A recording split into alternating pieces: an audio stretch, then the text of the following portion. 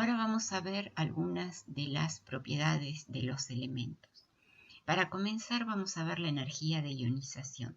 Acá vemos la energía de ionización de los elementos representativos y vemos que los metales alcalinos son los que tienen las menores energías de ionización. O sea, tienen las energías de ionización más bajas y vemos que la energía de ionización va disminuyendo con el número atómico.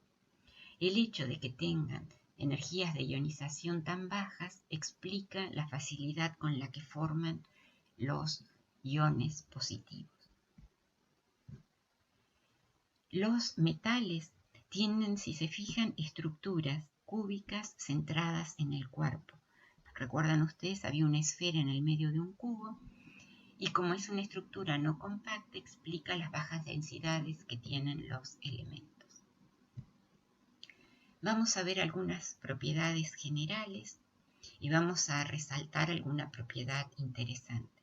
Esto es entonces el número atómico, el nombre del elemento, el símbolo, que espero que los recuerden, la masa molar.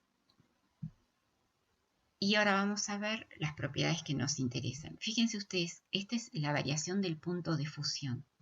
Los puntos de fusión de los elementos son muy bajos.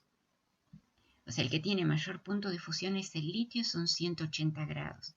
El sodio tiene un punto de fusión de 98 grados. El potasio 64. El rubidio 39 y en el caso del cesio es 29. El punto de fusión del cesio es tan bajo que dependiendo de la temperatura ambiente puede llegar a existir como líquido. En el caso del punto de ebullición vemos también que va disminuyendo a medida que aumenta el número atómico. En el caso de la densidad vemos que la densidad aumenta a medida que aumenta el número atómico y el que tiene la menor densidad es el litio.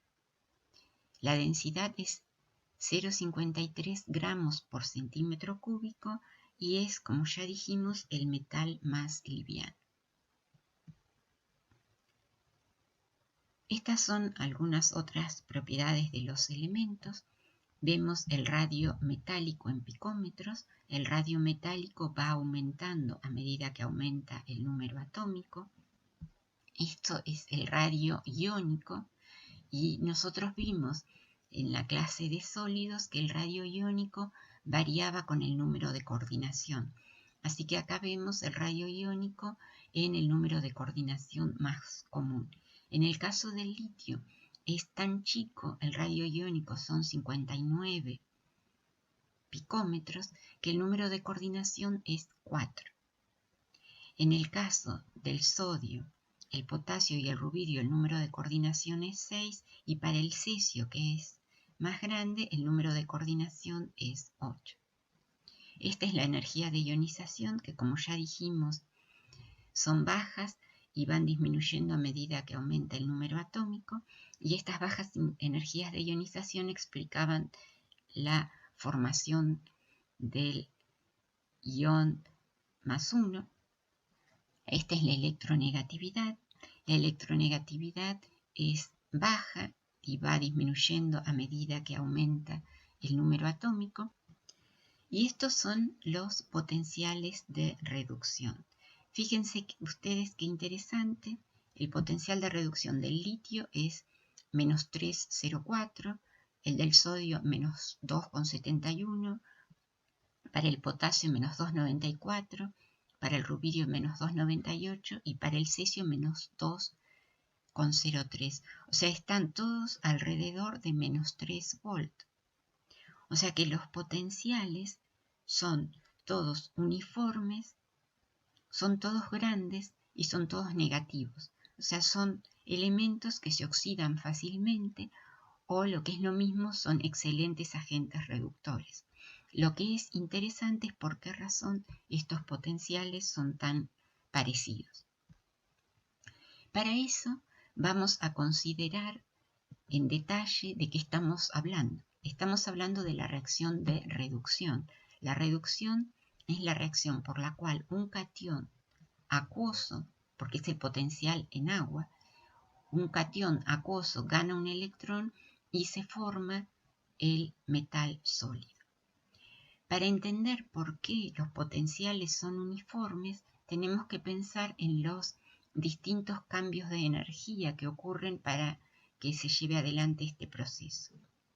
El primer proceso es la atomización o la sublimación del metal, cuando pasa de sólido a gaseoso. Después tenemos que considerar la energía de ionización, cuando el metal forma el catión. Y por último, y acá esto es la nueva variación que no habíamos visto hasta ahora, es la hidratación, que es la energía que se libera cuando el catión queda rodeado de moléculas de agua. Entonces tenemos que considerar la entalpía de atomización, la energía de ionización y la entalpía de hidratación. ¿Y qué ocurre? Vamos a ver algunos ejemplos. En el caso del litio, la entalpía de hidratación es menos 519 kJ por mol. El litio tiene un radio, habíamos dicho, de 59 picómetros, era el más chico. En el caso del catión sodio, ahora la entalpía de hidratación es menos 406 kJ por mol y tiene un tamaño que es más o menos el doble. Y en el caso del catión potasio, vemos que la entalpía de hidratación ahora es menor y tiene el mayor tamaño. O sea que vemos que liberan más energía cuanto menor es el tamaño del catión. Para entender por qué los potenciales de reducción son prácticamente uniformes, vamos a comparar dos elementos. Vamos a comparar el litio y el cesio, o sea, el primero y el último. Para eso vamos a usar un ciclo termoquímico. Es un ciclo termoquímico, no es el ciclo de von Haber. Acá aparecen las energías de hidratación que no aparecían en el ciclo. Y lo que vamos a ver es la oxidación del litio y del cesio. O sea, lo que nos va a interesar es la oxidación del metal litio al litio acuoso y del metal cesio al cesio acuoso. Para llegar a completar este ciclo tenemos que considerar la entalpía de atomización, que es mayor para el litio y es menor para el cesio. Después tenemos que considerar la energía de ionización, que otra vez es mayor para el litio y menor para el cesio, pero estas energías necesarias para formar el catión son compensadas por la energía de hidratación. Fíjense ustedes, la energía de hidratación del litio es mayor y la del cesio es menor. Eso hace que al final esta variación del potencial, que la podemos relacionar con la energía libre, sea prácticamente igual para los dos. Eso explica entonces que los potenciales sean uniformes. Ahora vamos a hablar de las propiedades físicas.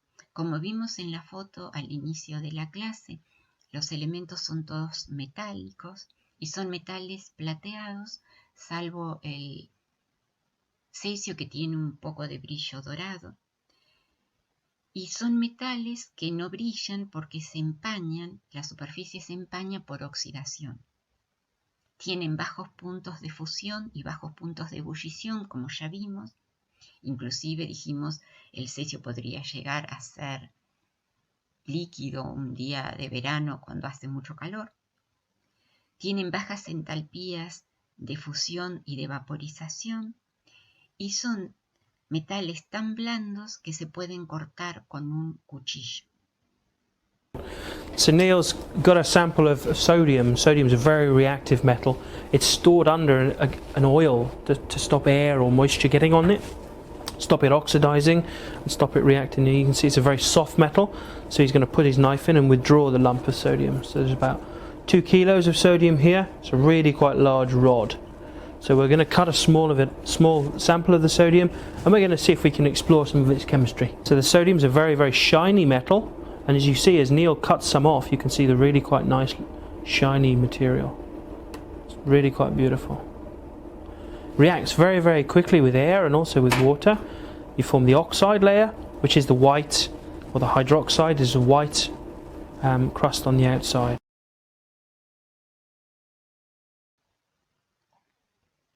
Y los radios iónicos son mucho menores que los correspondientes radios atómicos. Una propiedad física muy interesante es la coloración que dan a la llama cuando se expone a una llama no oxidante de un mechero Bunsen, por ejemplo, a una sal volátil que tenga un metal alcalino. De hecho, el nombre rubidio y cesio provienen del color rojo y azul que observó Bunsen cuando hizo la reacción, cuando los hizo reaccionar con una llama. Y estos colores se deben a las transiciones electrónicas de los electrones que están en el orbital de valencia.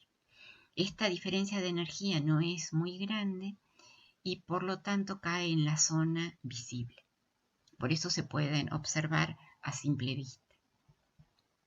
Eso lo pueden hacer en la casa. Tienen un poquito de sal en la hornalla de la cocina y fíjense qué color toma la llama.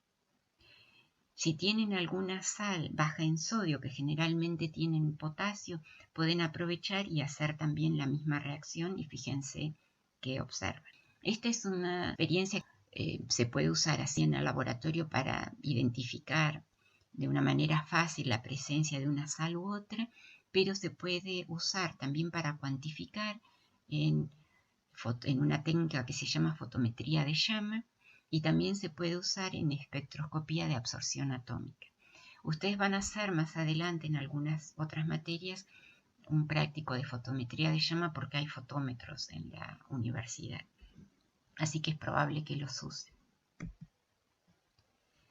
En cuanto a las propiedades químicas, el estado de oxidación característico del grupo, como ya dijimos, es el +1 y son agentes reductores y son metales altamente reactivos.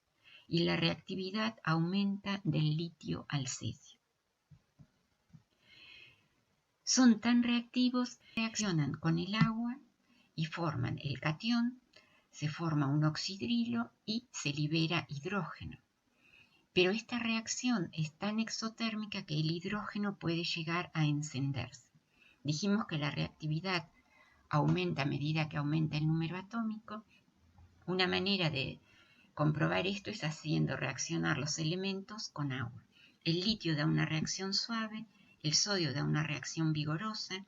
Esta ya dijimos es una reacción que se hace en el laboratorio, se genera hidrógeno y en el caso del potasio la reacción es tan vigorosa que se puede llegar a encender. The metal that we cut a minute ago, and you can see there's quite a substantial amount of the sodium, and we're going to pop it into the water and see what we can do with the reaction. Okay, so here we have a bowl full of water and maybe, a gram of sodium. So let's see what happens, see what this reaction's like. So it's reacting really quite quickly and really violently with the water. And you can see it's fizzing around as it's generating lots and lots of hydrogen gas. And see now the heat from the reaction is burning away all of that hydrogen which is generating. And you can see the orange sodium flame. Pueden encontrar más videos sobre otros elementos de la tabla periódica en la página.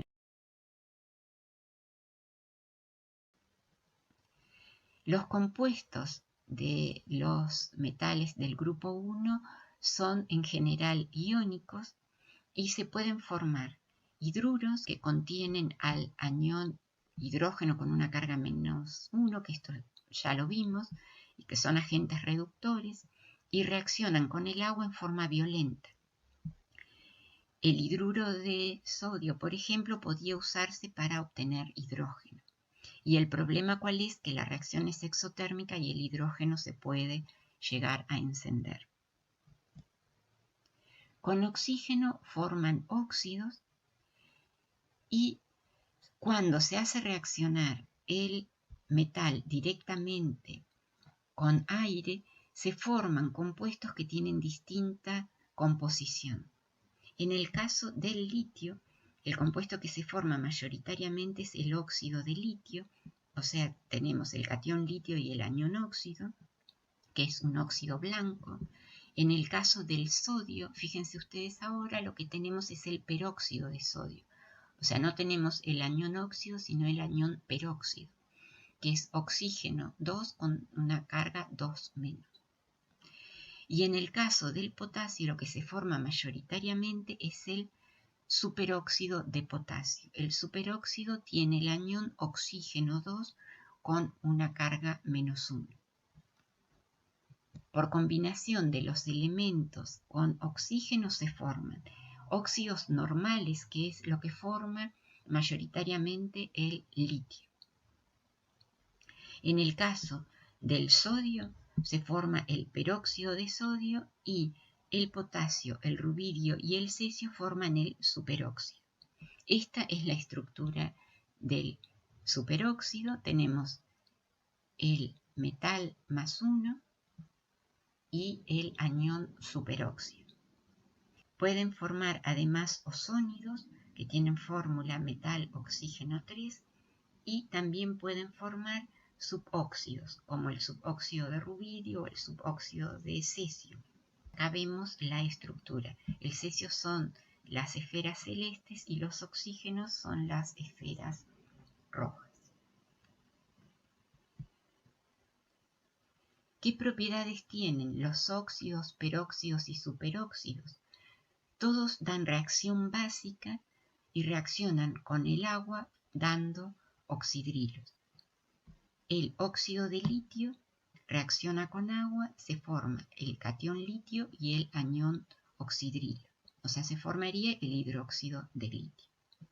En el caso del peróxido de sodio, reaccionan con agua, forman el catión sodio, el anión oxidrilo y además forman peróxido de hidrógeno. En el caso del superóxido de potasio, forman el catión potasio, el anión oxidrilo, peróxido de hidrógeno más oxígeno. El superóxido de potasio tiene la propiedad de absorber dióxido de carbono. Y fíjense ustedes lo que ocurre. El superóxido de potasio absorbe el dióxido de carbono y forma oxígeno. Por esa razón se puede usar en equipos de respiración porque purifica el aire. Lo que el dióxido de carbono que es exhalado es convertido en oxígeno. Los ozónidos que tienen al anión oxígeno 3 con una carga menos 1 son inestables y explotan violentamente formando el superóxido. Los hidróxidos estos tal vez los conozcan, los hayan usado, si han hecho algún práctico, como por ejemplo el hidróxido de sodio. Son sólidos blancos, son transparentes y son higroscópicos, o sea, absorben la humedad del ambiente. Son sólidos cristalinos que tienen la fórmula metal oxidrilo. Tienen la propiedad, además, de absorber dióxido de carbono y el agua de la atmósfera. Se dice que son delicuescentes porque pueden absorber el agua y transformarse en una solución. Por esa razón hay que tener mucho cuidado de tapar muy bien los recipientes de hidróxidos, porque si no, si están en un lugar muy húmedo, pueden llegar a terminar teniendo una solución y no al sólido. Otra propiedad que tienen entonces es que absorben dióxido de carbono. O sea, el hidróxido, puede ser el hidróxido de sodio, absorben dióxido de carbono y se va transformando también en carbonato. Esto lo van a ver después en química analítica, pero por esta razón el hidróxido de sodio no se puede usar como droga patrón. Forman haluros, Se forman haluros por combinación directa y ya vimos que son estables porque son las formas en las que existen en la naturaleza. Tienen entalpías de formación que son grandes y negativas, y la entalpía de formación para los fluoruros va disminuyendo a medida que aumenta el número atómico del metal, y en el caso de los otros haluros, o sea, los cloruros, bromuros y ioduros, tienen una entalpía de formación tal que va aumentando a medida que aumenta el número atómico del metal. Y todos son solubles en agua salvo el fluoruro de litio. Las energías reticulares son tan grandes que las reacciones de disolución son endotérmicas. Acá vemos entonces las entalpías de formación. Vemos que las mayores entalpías de formación se observan para los fluoruros y van disminuyendo a medida que aumenta el número atómico. O sea, el que tiene la mayor entalpía de formación es el fluoruro de litio. Vemos para el mismo catión que las entalpías de formación van disminuyendo a medida que aumenta el número atómico del no metal. El fluoruro tiene una entalpía, el fluoruro de litio, una entalpía de formación de menos 616 kJ por mol, el cloruro menos 409 kJ por mol, el bromuro de litio menos 351 y el ioduro de litio menos 270.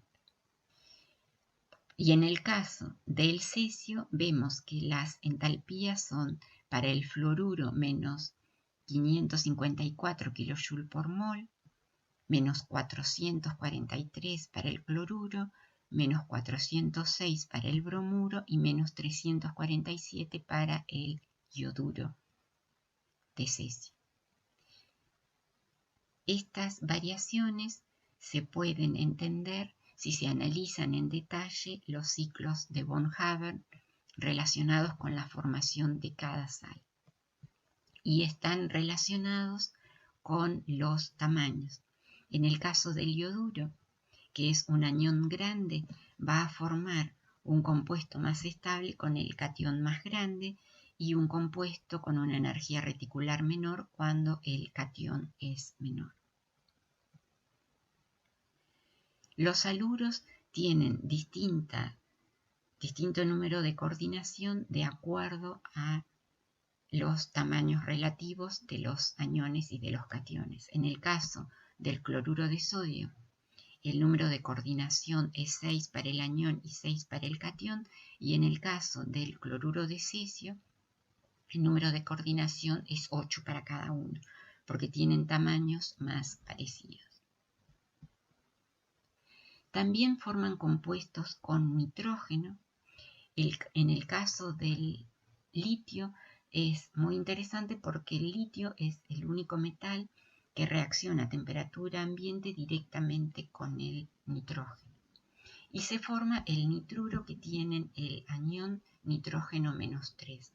Tiene una estructura interesante. El nitrógeno está acá en el medio, rodeado de los cationes litio. El nitruro de litio se forma por reacción directa a temperatura ambiente y almacenan hidrógeno formando hidruros. Los otros elementos también forman compuestos con nitrógeno, pero tienen una composición distinta. Forman ácidas. Las ácidas tienen un anión que son 3 átomos de nitrógeno que entre los 3 comparten una carga menos 1. La estructura de la ácida entonces son 3 nitrógenos unidos por dobles enlaces con una carga resultante de menos 1. Esta es, por ejemplo, la ácida de sodio, que es la que se usa en los airbags de los autos. Los metales del grupo 1 también forman nitratos, que son empleados como fertilizantes. Como dijimos, el nitrato de potasio generalmente es el que se usa como fertilizante, y son explosivos y se descomponen por calentamiento. Un nitrato, como el nitrato de sodio, se descompone liberando oxígeno. Una característica interesante que tienen los metales del grupo 1 es que se pueden disolver en amoníaco líquido. El amoníaco líquido es un solvente. Ahí colocamos a un metal alcalino a menos 33 grados centígrados y en ausencia de aire. O sea que esto no es algo que se vaya a ver en un laboratorio común. Vamos a ver que cuando la solución es diluida, se forma una solución de color azul. Y cuando se sigue agregando metal alcalino, por ejemplo, se sigue agregando sodio, la solución que se forma ahora tiene color cobre. O sea, parece que fuera cobre líquido. Y esto se debe a que cuando los metales alcalinos se disuelven ahora en amoníaco, por eso AM significa es una solución amoniacal, en amoníaco, lo que ocurre es que liberan los electrones. Y estos electrones son los responsables del color que tienen estas soluciones. Los metales alcalinos también reaccionan con carbono y forman carburos. Los carburos son compuestos que tienen al anión carburo, que son dos átomos de carbono con una carga -2. También forman compuestos de intercalación, son compuestos de carbono 8, por ejemplo, con potasio. Y los que son más importantes son los carbonatos. Los carbonatos de los metales alcalinos son solubles en agua. Por esa razón no existen depósitos sólidos en la corteza terrestre de carbonatos. El ser humano, si quiere carbonato de sodio, por ejemplo, para la industria del papel, lo que tiene que hacer es sintetizar. Los carbonatos se descomponen cuando se calientan y forman el óxido y forman el carbonato ácido. O sea, si se tiene el carbonato de sodio en presencia de dióxido de carbono y de agua, se forma el bicarbonato, como el bicarbonato de sodio que se usa en alimentos, se usa para limpieza y que es probable que también tengan en la casa. Los bicarbonatos tienen uniones puente hidrógeno y se descomponen por calentamiento formando el carbonato, dióxido de carbono y agua. También forman sulfatos con fórmula sulfato con 2 cationes del metal y se caracterizan por ser solubles en agua y en general las otras sales que vamos a encontrar de sodio y de potasio tienen la propiedad de ser solubles en agua y son incoloras. Si tienen color, como por ejemplo el permanganato de potasio que tal vez hayan usado, que es de color violeta, se debe a que el anión es coloreado. Si no, las sales de sodio y de potasio entonces son solubles e incoloras. Forman una pequeña cantidad de complejos comparado con otros metales y los complejos que forman son con ligandos del tipo como el que estamos viendo acá. Este es un éter que se llama 18 corona 6. Se llama así porque tiene 18 átomos en total y tiene 6 átomos de oxígeno. Y se lo llama corona porque si se fijan parece que fuera una corona. En este caso, en estos complejos, se puede, por ejemplo, acomplejar al catión potasio. El potasio tiene un tamaño tal que queda en el medio de esta corona. Este sería el catión 18 corona 6, potasio. También pueden formar complejos con otros ligandos, como por ejemplo los ligandos criptatos. Este ligando es el criptato 222. Fíjense, tiene 2 átomos de oxígeno acá, acá tiene otros 2 y acá tiene otros 2. Este criptato, la forma que tiene es como si fuera un nido. O sea, imagínense un nido en el cual van a alojar, por ejemplo, acá en el medio, al catión sodio. Este complejo es el catión criptato 222, sodio. Hay algunos complejos que existen en la naturaleza, como por ejemplo la valinomicina, que es un complejo que tiene la característica de transportar potasio y actuar como antibacteriano. Esta sería la estructura del ligando. En el medio vemos al potasio coordinado. Forman una pequeña cantidad también de compuestos organometálicos. Los compuestos organometálicos son compuestos donde hay una unión metal-carbono. El que forma más compuestos organometálicos es el litio. Y la característica que tiene es que son inestables y son pirofóricos, o sea que se pueden encender al aire. Esto es un ejemplo de un compuesto organometálico que tiene metilos. O sea, son 4 litios que están en los vértices de un tetraedro. Pueden usar en la industria, por ejemplo, para polimerizar alquenos y para obtener comas sintéticas. Hemos visto a lo largo de la clase que el litio tiene algunas propiedades que lo hacen distinto al resto de los elementos. Tan chico que tiene poder polarizante, lo cual hace que sus enlaces tengan cierto grado de covalencia. Es el único que forma un óxido normal, es el único que forma un nitruro y reacciona con el nitrógeno a temperatura ambiente, y es el único que forma un carburo por reacción directa. Otras de las propiedades que tiene es que algunas de las sales, como por ejemplo habíamos dicho el fluoruro, pero también el carbonato o el fosfato de litio, tienen baja solubilidad en agua. Y otras sales pueden cristalizar como hidratos.